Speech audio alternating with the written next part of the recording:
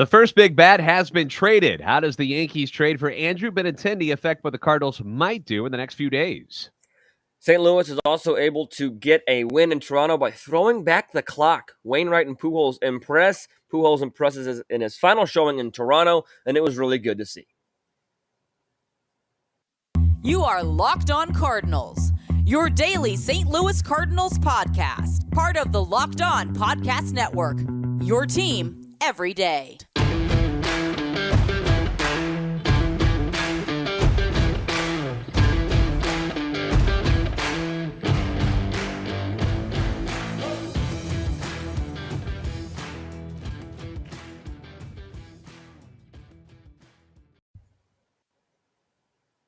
Hello, once again. Welcome into Locked On Cardinals. I'm JD Haffron. That is Lucas Smith, and we are your hosts for Locked On Cardinals, part of the Locked On Podcast Network, covering your team every day. You can follow me on Twitter at JD Sports Radio. Lucas, you've got Twitter as well, at LJ Fastball. Follow the podcast at Locked On Cardinals. Subscribe to the podcast on iTunes, Spotify, Google Podcasts. Wherever you find podcasts, you'll find Locked On Cardinals, a show serving Cardinal Nation and getting the best fans in baseball. All the info about the birds on the bat. Now, actually, we're going to start today not really talking about the Cardinals. There was a trade last night, Lucas. The trade deadline is less than a week away on Tuesday, August the 2nd. It'll be at 5 p.m. St. Louis time. And the first big trade went down late last night as the New York Yankees, who do have the best record in the league and are enjoying a comfortable 11.5 game lead in the AL East over the Blue Jays. They've scuffled a bit recently. They just got swept in the Subway Series by the Mets. They've lost 6 of their last 10, or 10-12 in the month of July. They were looking for a spark, so they made a deal. Ironically, right after they lose to the Mets last night in walk-off fashion, they get Kansas City Royals all-star outfielder Andrew Benintendi. Now, Benintendi is 28 years old. He's a left-handed stick. He's batting .320, which ranks third in the American League. He's got 34 multi-hit games. He's ranked first in the league in that category. Tied for second in hits in the AL with 111. He's sixth in on-base percentage. He won a Gold Glove in 2021, has continued his stellar defensive play in left field this season, hasn't committed a single error in 164 chances. So what do you have to give up as the Yankees to get a guy of that caliber? Well, apparently he will be a free agent at the end of the season, by the way. Apparently just a few pitchers, Lucas, is all it took. 3 pitchers go back to KC. You got right-hander Chandler Champlain, who was at single A, left-hander TJ Sycamore, who was at high A, and right-hander Beck Way, who was also at high A. Now, Sycamore was the Yankees' 19th ranked prospect, while Way was number 21. Champlain unranked by MLB.com. So there you go. 3 A-ball pitchers for an all-star Gold Glover, who, again, is going to be a rental. He's a free agent. So it seems like a pretty low price for what the Yankees are getting back, don't you think, man? I would agree, yeah. And the reason that we're talking about this, too, is that this has the first domino always affects everything else, right? Mm-hmm. Like trade season, we've been speculating. We've been talking about reports from blue check marks, from non-blue check marks. Like, it's been whatever. But now here we go. Like, the market is kind of set now, or it's at least we as more fans and more casual fans can start to see the market be set, right, with what we're seeing from the Benatindi trade. TJ Sycamore as well, for any Missouri people, he went to the University of Missouri. He pitched there for 3 seasons, 17, 18, 19. So a little bit of a local kid there for anybody in Columbia. But no, I think that it was an interesting trade to go down. Obviously, you mentioned the Yankees have been looking for a spark, and they've been rumored kind of linked to maybe a Juan Soto type trade. And I know that we talked about yesterday, JD, all the pitching that the Cardinals need. And that is still true. Jeff Passan in an article reporting that the Cardinals could be considered favorites for Soto, as well as Frankie Montas, if that is a move that is made. But the Cardinals are still in on Soto, so this move affects that. Because in my opinion, JD, this takes this takes Soto out of those Soto. I said it again. This takes the Yankees out of the Soto sweepstakes. They've just got too many big left-handed bats, and I don't think the Nationals are going to want a Joey Gallo. I don't think they're going to want. And I don't think the Yankees flip Benintendi for that matter as well. Kind of I would say a mid-tier trade. The Yankees got a lot better, I think, by not giving up a lot. Mike Matheny's Royals get a little bit worse. Yeah, the Joey Gallo side of things. What part of Gallo's game do you not like? Is the fact that he can't hit anymore? That he's terrible?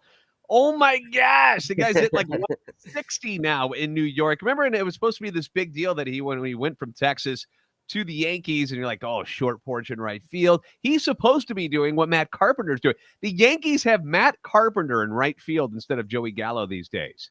That's how bad Joey Gallo has been. It's been an awful season for him. He's a free agent at the end of the year. I also read that the teams like the Padres could be interested in having Gallo come in, which would, again, kind of put a damper on maybe their idea of going after a Juan Soto. If they're going to fill the role with that guy, which is fine, you guys can have him. But yeah, Benintendi, a good player, solid player, obviously an all-star and a Gold Glover, and 3 A-ball pitchers. That's all you had to give up to go get this guy. Not too shabby for the Yankees there.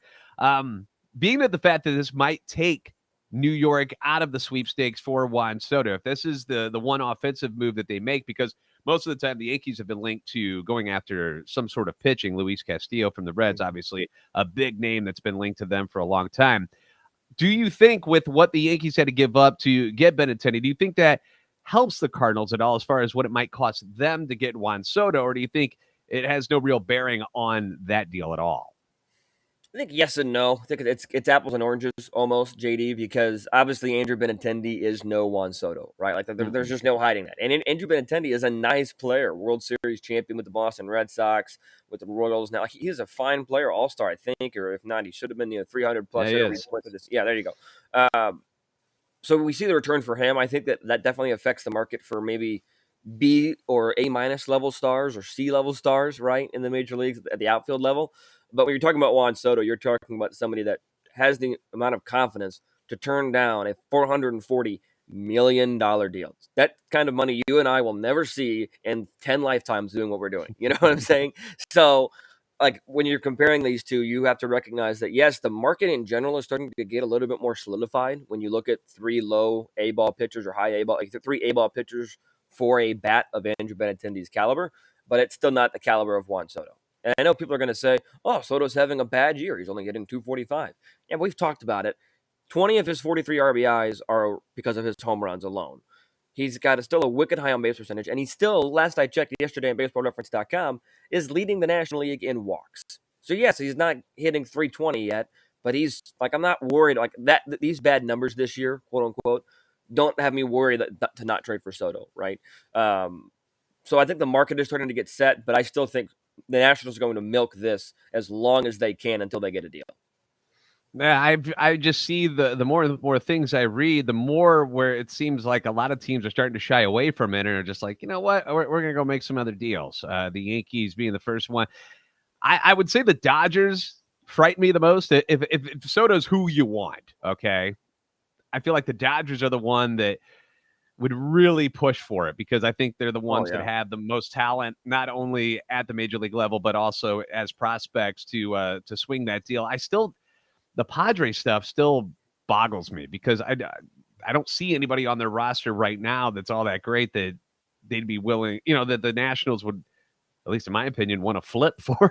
Like they would have them and bring them over. They got a lot of good prospects, but it's just, I don't know. I find it hard to believe that they can do that. Plus, they've already got so much money sunk into like Fernando Tatis Jr. and Manny Machado. I mean, that would be another huge contract. I mean, unless they went the route of going where it's just like, the 2 years and then they're out on Soto or something. I don't know. I guess they could go that way. But as far as pitching goes, unfortunately, no major pitchers have been moved just yet. So we aren't sure what the market will be set as to land someone like a Luis Castillo or a Frankie Montas or even a Pablo Lopez. But the Yankees didn't give up any major prospects for Benintendi, which still puts them in play to pursue one of those big arms. But until, like you mentioned, that first domino falls, it's kind of hard to predict what the Cardinals would have to give up to land any of those top tier pitchers that are available. As far as other position players that could still be moved, the Cubs, Wilson Contreras hasn't gone anywhere yet. Pirates center fielder Brian Reynolds, although he's been hurt too, so I don't think he may not get traded at all. The Orioles' Trey Mancini is an interesting one for a DH, and then the Nationals' Josh Bell having a very good year, batting behind Juan Soto in the cleanup spot for the Nationals. So just some other names to kind of keep an eye on. Last night's game was that fun to watch or what last night? So much fun, especially after the week plus that the Cardinals have been having, really the month of July that the Cardinals have been having and you have the downside of no Goldie, no Nolan, and we'll talk more in detail. But I want to comment on a couple of those trade names you mentioned, JD. Sure. I want to say this. I know that we're Cardinals, and we quote unquote hate the Cub, whatever. But my twin brother's a Cub fan, and having him go through the loss of Anthony Rizzo, Chris Bryant, Javier Baez, the likely loss of Ian Happ and Wilson Contreras, all in a matter of a year. Hug a Cub fan the next time you see one. Give him a high five. It's okay. It's okay. Give him a high five. You're not going to be tormented. It's okay. Be nice to the Cub fans. But the thing about Soto, too, that is interesting, that I was watching MLB Network the other day, and Joel Sherman was talking about this, that, like, you don't have to go the route of trade and sign for Soto. You can go the route of trade, still get a lot of value for him, and let him walk and go take his $500 million. So that's another interesting thing here where, like, yes, we talk a lot about the Cardinals re-signing him because that's what the Cardinals do. They trade for stars and sign them long-term contracts. But that's not something that they need to do. You can still get a ton of value in the next 2.5 seasons right before he's entering his prime. So I think that that's another route to go as well. So I just wanted to get those two notes in there as well. Hug a Cub fan, and Juan Soto is going to be good for a long time. Those are my two things. All right. And and that's one thing too, is like when you talk about keeping Soto for just the 2 remaining years and then letting him walk at the end of it, is it worth to a team or a franchise? I mean, answer a comment below. Let us know what you guys think. Would it be worth to you if the Cardinals go get Soto and they kind of go all in for a couple of years and then they have a couple of down years? Because the consistency of the Cardinals has been something that fans have been able to hang their hat on. It like, well, at least we're always there and we have a chance. Whereas, if you do this and you give up a lot of the farm, maybe that sets you back a couple of years and you won't be in contention for a division crown or a wild card spot. Can you live with that if they go all in for Juan Soto? Because that's one of the big complaints about Cardinals management. They never go for it. They never go all the way and try to get the superstar. They always look for the average people just to fill in the pieces. Well, this would be one of those moments where they could go all in. And will it be worth it if they actually do it? We'll find out here in the next few days, obviously. Welcome to the world of sports cards reimagined. The Sports Card Investor app is the hobby's most powerful resource. Quickly check the value of your favorite cards, find great deals, and profit from the hobby you love. Available completely free in the Google Play and Apple App stores. The Sports Card Investor app is a must-have for baseball fans for a few different reasons. First, completely free, which is very nice. Easily browse over 630,000 cards from every sport with hundreds more added each week. You can check the latest values of your favorite cards with 7-day or 30-day charts. Mariners phenom Julio Rodriguez still boasts the number 1 card for 7 and 30-day charts, followed by Juan Soto. Then we have a hockey player, Chicago Blackhawks Taylor Radish's rookie card at number 3.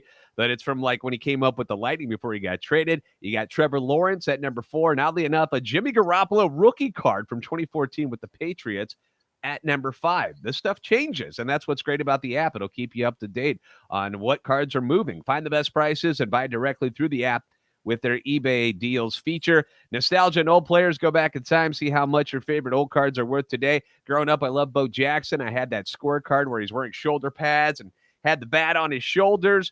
It was black and white. I loved it. Selling right now for $249. Download the Sports Card Investor app today, available for free in the Google Play and Apple App stores, or you can go to sportscardinvestor.com/locked-on.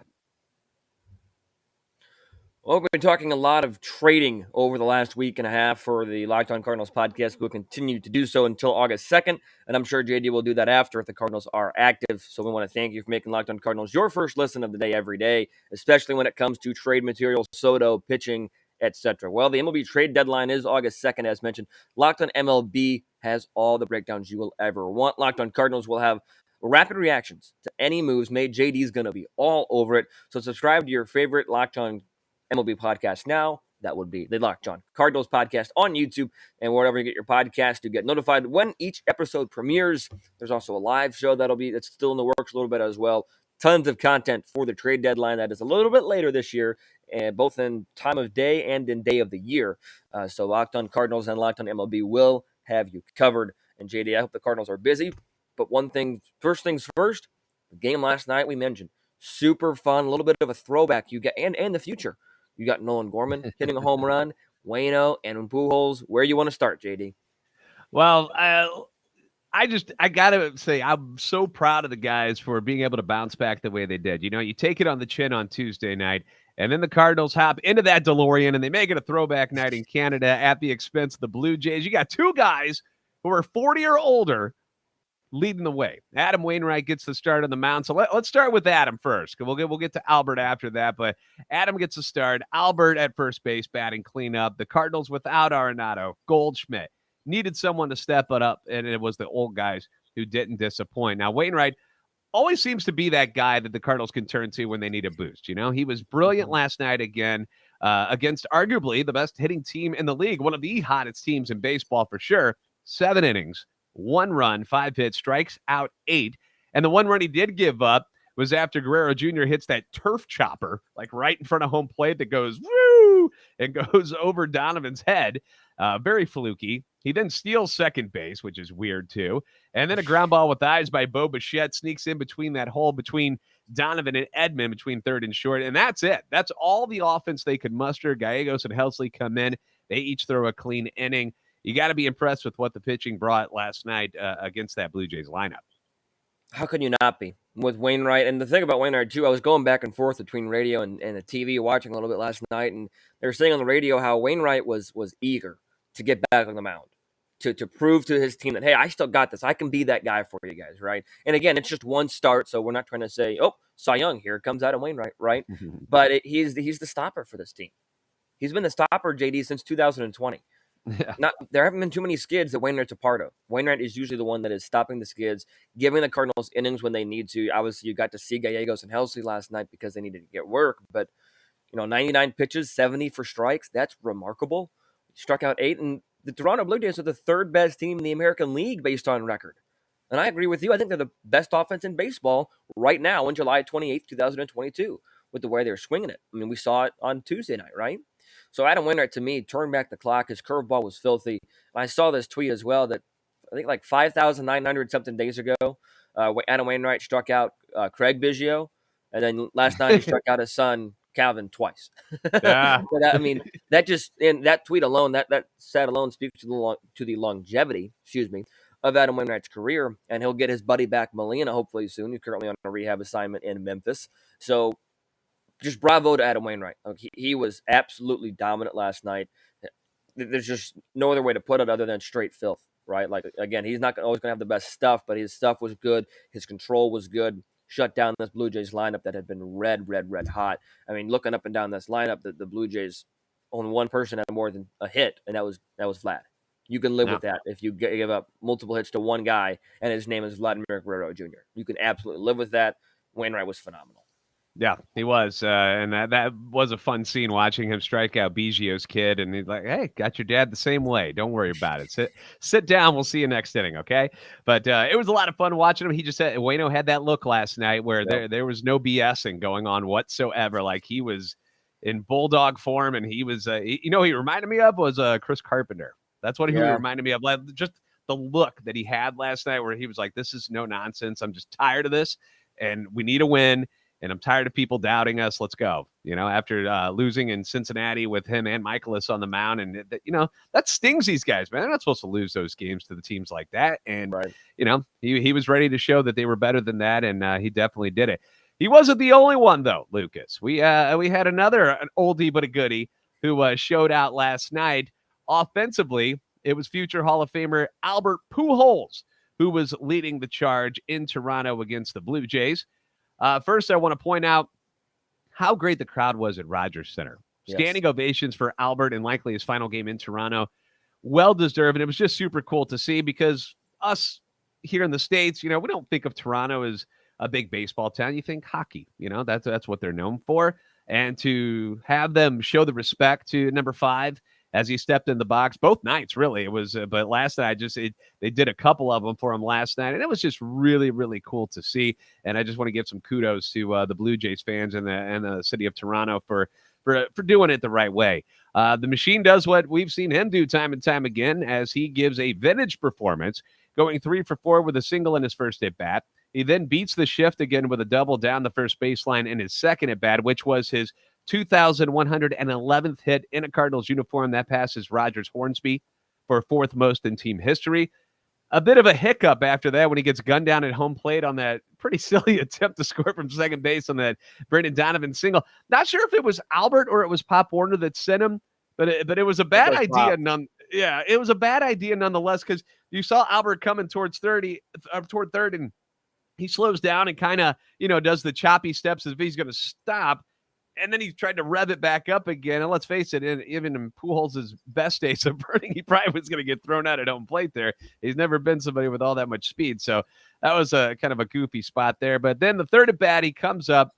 Gorman had already homered to begin the inning to give the Cardinals a 3-1 lead. You got Kisner hitting a double. O'Neill walks, which knocks Kevin Gausman out after just 4 2/3 innings. And we had talked yesterday how good Gausman has been the last couple seasons. So to knock him out before he even gets through 5 is something right there. They bring in a righty, Trevor Richards, from the pen, and on a 1-0 pitch, the machine mashes one over the left center field wall, 439 feet according to StatCast, and 108 miles per hour off the bat. What was your immediate reaction when you saw Albert connect with that ball? It's been my reaction on every home run he's hit this year. Hell yeah. It's Albert missed a home. I think he missed a home run twice in Cincinnati over the weekend. He hit one. Yeah, I know. I was filming all of those. Yeah. If you don't film, good things happen. No. So sad. And he got it all, and he knew it. It's one of those. It was a classic Pujols home run, left center field. You saw that, hold the bat for a little bit, flip it, drop it.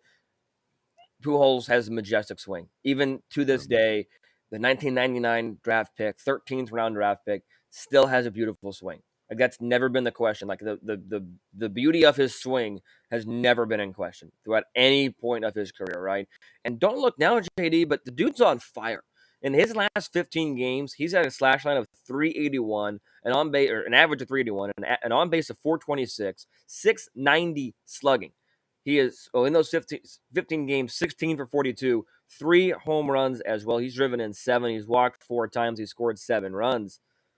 I'm not saying he needs to start over Goldschmidt, but get this dude some at-bats. He went 3 for 3 against a right-hander last night, or 3 for 4 in total in the game. But he's not supposed to be hitting right-handers the way he is right now, right? Like, I think he's just in a mode where he gets locked in. And I don't care how old you are, JD. If you can play, you can play. And Albert's locked in right now. And it's a beauty to watch. Only Cardinal with the 3 hits last night. Donovan had 2, as well as Gorman, Nootbaar, and Kisner. But it's a beauty to watch Pujols be locked in right now. And you mentioned that the Blue Jays fans as well. But the call by Dan Schulman on the S&T Sportsnet or whatever the Toronto-based station is there was super neat to hear. If you haven't heard it, find it on Twitter, find it on YouTube. Super cool call. He's not Dan McLaughlin going crazy on a home run. He shouldn't be. But super neat. Buck Martinez, the color guy there, gave some props to Albert. Much respect to both Toronto Blue Jays fans as well as Dan and Buck in the booth. Just huge respect, and did it the right way. Now, the 42-year-old Pujols becomes the oldest player to hit a home run, number 686 of his career at Rogers Center. Just a remarkable day at the plate for Albert. You mentioned getting him more at-bats. I mean, there's really no point in him not DHing except for the fact that maybe he needs a rest day here and there, or maybe he's had very little success against a certain pitcher from the right-hand side. That's about it, because when a guy's hitting, you don't sit him. Right. you let him hit. I don't care, like you said, I don't care how old he is. If they're swinging it good and they're in the so-called zone, let them keep hitting, keep swinging up there. You mentioned some of the other contributors in the game last night. The Gorman home run, opposite field shot, his 10th of the year. He also singled and scored twice on the night. Carlson had an RBI double. I've really been impressed with Carlson's at bats recently. Yeah, like he's I don't know what's changed. I'm not a hitting coach, but he just looks better. He looks more comfortable and he looks confident at the plate on both sides, left and right. So, I like what I'm seeing out of him. You mentioned Brendan Donovan played excellent defense again, filling in for Arenado over at third, and also goes 2 for 3 with a walk and a run scored. Nootbaar, 2 for 4 and an RBI. Ended up gunning Guerrero Jr. at third base when Donovan kept the tag on. That was a great play in the first inning. Mm-hmm. Kisner contributes 2 hits. So no Goldie, no Arenado.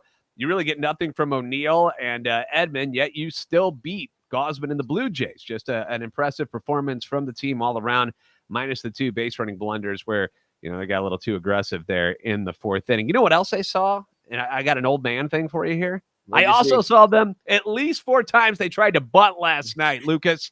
4 times. None of them worked, though. None of them worked. But did you yell at a kid to get off your lawn yesterday, too, Mr. Old Man Haffron?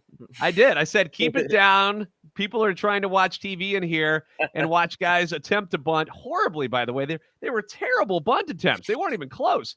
But at least they tried, man. They put it in the defense's head that they might do it, which makes them, cheat in a little bit more. It kind of opens up the holes, especially on a turf field like they have in Toronto. So, I don't know. All in all, last night, that's the kind of baseball I like to watch. I love, you get the home runs, which is great, but it's not all about that. It was about all the little things. It was base running. You saw how base running mistakes can be a problem, and you got to do that. You got to be smart about how you're running the bases. You saw great defense. You saw pitching. You saw timely hitting. An all-around great performance by the Cardinals last night. I was really impressed and just really had a good time watching that game last night. There's no doubt. And you leave Toronto now, or the Cardinals leave Toronto heading to a struggling Nationals club with a good taste in your mouth. Happy flight, right? And you get Nolan and Goldschmidt back. You hope that there's not any team chemistry issues. I don't know why there would be, but you just never know with, but you go back to Carlson. I think he's somebody that obviously we've talked about in a lot of different trade packages over the last couple of weeks, right? And he's swinging it right now in games. He's also got a 309 average. He's slugging 491. He's got, he's driven in 6 in that time. I think when he's at his best, JD, is whenever he's got a short, compact swing from the left side. I think sometimes his swing gets a little bit long. The changeup is, I think, kind of his kryptonite, especially from the left side. Right side, I got no issues. I mean, he right-handed, he can mash, right? There's no question about that. But he's just somebody that just needs to go through this at time to time, and he's really swinging it pretty well. And he's somebody that I think when you first hopped on the show, you said that Carlson is somebody that needs to get going, right? And he has since he got it going. So now we need to keep talking about you. I think you mentioned this the other day when we were talking that we just need to keep talking about people that are struggling, and all of a sudden they're just going to be fine, right? So we talk about Gorman a little bit. It's a home run. Let's talk about Edman next. See if we can get him going, right? All right. Edman and O'Neill, you have been put on notice. The Locked on Cardinals podcast. We think you suck. You are terrible, terrible hitters.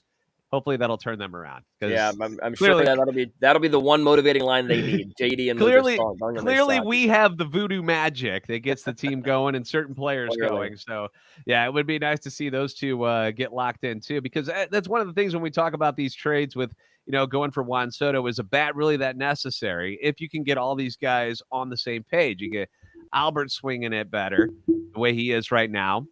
Goldie and Arenado have been pretty darn consistent, especially Goldie throughout the whole season. So you don't worry about them. You just need a couple of those other guys to just kind of add a little bit here and there. We still haven't seen the O'Neill from last year yet. Like, he still hasn't shown up. So you get little glimpses of him here and there. But if you got him back on track, I don't know if we're going to get Bader back anytime soon. It appears that the plantar fasciitis is still giving him trouble. He had discomfort in his heel again recently. So I don't know, man. And that makes me think, is it a good time to even trade Carlson? I mean, he's your center fielder right now. I mean, who else are you going to put out there if you end up moving him for Soto? Soto doesn't play center field. He'd be over there in right field. So you'd have to be sticking somebody out there if you trade Carlson that really isn't all that comfortable in center field yet. I just throwing it out there. There. You see a lot of these guys, if they're hitting, your offense is not really the problem in St. Louis. It really comes back to the pitching side. So I don't know. We're not in charge. These aren't our decisions to make, Lucas. We can only give you the information and chat our way through it. So let us know down below what you guys think about it all. Hit us up on the comments there. Also, obviously on Twitter at LJ Fastball, at JD Sports Radio. We are more than happy to interact and discuss with you guys about everything. Again, the Cardinals do have the day off today, and they'll be wrapping up the road trip in Washington against Juan Soto and the Nationals. Would it be weird? Would it be weird to just have them switch clubhouses? This would be the most opportune time, JD. You don't have to order a flight. You don't have to do anything. Just have them walk over. Just come on over, Juan. Just come on over. We got your jersey. We got your jersey. We got your sizes. We're ready good. To roll. We're good. We know what we need. It's all perfect. How cool would it be too if he made? And this is clearly a pipe dream. But if he made his debut in those Saturday Victory Blues, that'd be sweet. That would be a good one. Not happening, but kind of fun. I saw a Photoshop. I think you might have sent it to me of him Photoshop. Yeah, there have been a couple going around. In the Blues, and man, he looks good. He looks good. All right, guys. Thanks for making Locked On Cardinals your first listen. Now make your second listen, the Locked On MLB podcast. MLB expert Paul Francis Sullivan brings humor, passion, and unique perspective on every team and the biggest stories around the league. Follow the #1 daily league-wide podcast, Locked On MLB, on the Odyssey app, YouTube, and wherever you get podcasts. For Lucas, I'm JD. We thank you guys for hanging out with us. You're the best fans in baseball for a reason, and we will see you next time right here on Locked On Cardinals.